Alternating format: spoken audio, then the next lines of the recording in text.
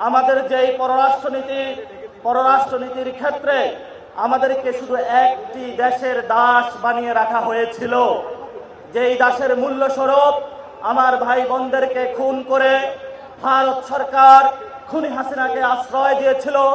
কিন্তু আমরা গণ অভ্যুত্থান পরবর্তী বিশ্ব মঞ্চে নতুনভাবে বাংলাদেশকে হাজির করতে চাই। বিশ্ব মঞ্চে বাংলাদেশের যে সম্ভাবনা রয়েছে, তরুণ প্রজন্মের যে সম্ভাবনা রয়েছে, আমাদের নারীদের যে সম্ভাবনা রয়েছে, বাংলাদেশের বৈচিত্র্যের যে সম্ভাবনা রয়েছে, বাংলাদেশের কৃষ্টি কালচারের যে সম্ভাবনা রয়েছে, বাংলাদেশের মুসলমানদের যে সম্ভাবনা রয়েছে, বাংলাদেশের ইসলামিক জনগণের যে সম্ভাবনা রয়েছে, সেই সম্ভাবনাগুলো আমরা বিশ্ব মঞ্চে হাজির করতে চাই। প্রিয় উপস্থিতি, বাংলাদেশ যদি বিশ্ব মঞ্চে হাজির হয়, সেইখানে নতুনভাবে আমরা চিন্তা করব। কোন দাস ভিত্তিক বিশ্ব মঞ্চে আমরা বিশ্বাসী নয়। আমরা সমতা, ন্যায্যতা, অধিকারের প্রশ্নে কোনো আপোষহীনভাবে বিশ্ব মঞ্চে উপস্থিত হতে চাই। আমরা আমাদের এখানে রোহিঙ্গা সংকট থেকে শুরু করে গাজা সংকট, কাশ্মীর সংকট, ইয়ামিন সংকট থেকে শুরু করে বিশ্বের যে জায়গায় নিপীড়িত মানুষ রয়েছে, তাদের সাথে আমাদের পররাষ্ট্রনীতির প্রথম ধাপ সংযোগ হবে। বিশ্বের যারা মুসলিম জননেতা রয়েছে, বিশ্বের যারা নিপীড়িত মানুষ রয়েছে, তাদের সাথে ঐক্যবদ্ধ হয়ে আমরা নতুন বিশ্ব মঞ্চে স্থাপিত হতে চাচ্ছি, বিশ্ব মঞ্চে নিজেদের জয়গান করতে যাচ্ছি। আপনারা জানেন, বাংলাদেশে আমরা গত 50 বছরে কোনো একটি দল বলি, দুটি দল বলি, সংবিধান বলি, সর্বক্ষেত্রে এক বা দুটি দেশ বা তিনটি দেশ বা বিদেশি সাহায্য নির্ভর বা জাতিসংঘের যে সিকিউরিটি কাউন্সিল রয়েছে, সেগুলোর বাহিরে গিয়ে পৃথিবীতে অন্যান্য রাষ্ট্র যে বিরাজ করে, সেই বিরাজমান রাষ্ট্রগুলোর সাথে আমরা কখনো সম্পর্কের ভিত্তিতে নতুন একটি দেশকে চিন্তা ভাবনা করতে পারবো, তা পলিটিক্যাল যারা কমিউনিটি রয়েছে, রাজনৈতিক নেতৃবৃন্দ রয়েছে, তাদের মধ্যে সেই মনোযোগতে আমরা কখনো সেই শুভবুদ্ধির উদয় দেখি নাই।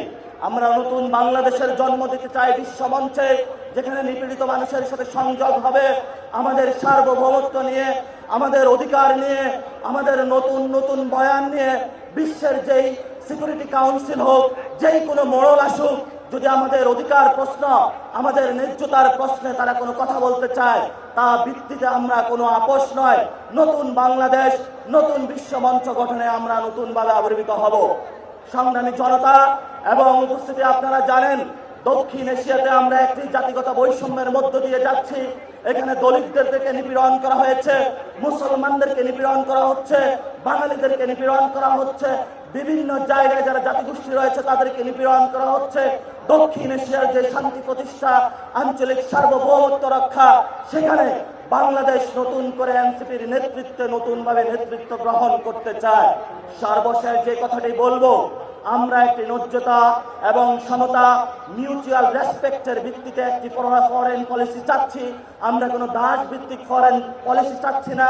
এবং আমাদের যে ভাইয়েরা বিদেশে ডায়াসপোরার মধ্যে রয়েছেন, বিদেশে চাকরি করছে বাইরে এবং বাংলাদেশে রেমিটেন্স পাঠাচ্ছেন, আমরা সেখানে একটি কাব্যিক ভাষায় বলবো।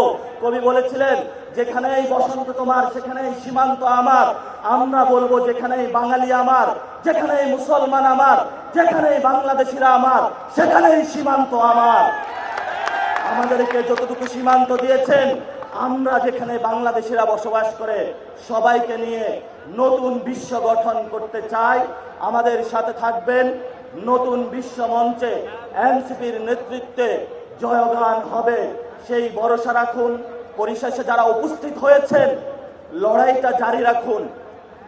আপনারা 1 বছর ধরে মাঠে আছেন, কোনো টাকা পয়সা ছাড়া, কোনো তদবির ছাড়া, কোনো টেন্ডারবাজি ছাড়া, কোনো চাঁদাবাজি ছাড়া।